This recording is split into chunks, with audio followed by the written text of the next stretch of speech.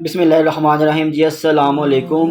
कुछ लोग ना हर वक्त नसीहत करते रहते हैं और जो मिले उसको कोई ना कोई बात समझाते रहते हैं, क्योंकि ये उनका मशगला, उनका पेशा होता है, उनकी हॉबी होती है। असल में जब उनकी कोई नहीं सुनता, उनकी बात पर कोई अमल नहीं करता या उनकी बात की इम्पोर्टेंस नहीं रहती, कोई अहमियत नहीं रहती, तो वो बेचारे हर एक को नसीहत करते रहते हैं। जहाँ भी कोई मिले, जहाँ भी कोई बात छिड़े, तो वो चाहते हैं कि एक दो नसीहतें इसको कर दी जाए कि मेरी इम्पोर्टेंस बढ़ जाए और लगे कि ये बहुत इल्म वाला बंदा है, बहुत फ़हम वाला है, बहुत मोतबर है।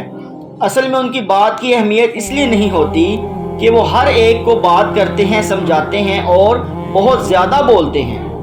वो नहीं जानते कि कम्युनिकेशन स्किल में जितना अहम बोलना है, उससे ज़्यादा अहम सुनना है। कोई बात की तस्दीक किए बगैर, परख किए बगैर कि वाक़या क्या है, असल हकीकत क्या है, रियलिटी क्या है, वो बात शुरू कर देंगे और फिर अगले की सुननी नहीं और अपनी ही सुनाई जाएंगे। तो वो बंदे अंदरूनी तौर पर बहुत कमज़ोर होते हैं और वो बंदे एहसास कमतरी का शिकार होते हैं।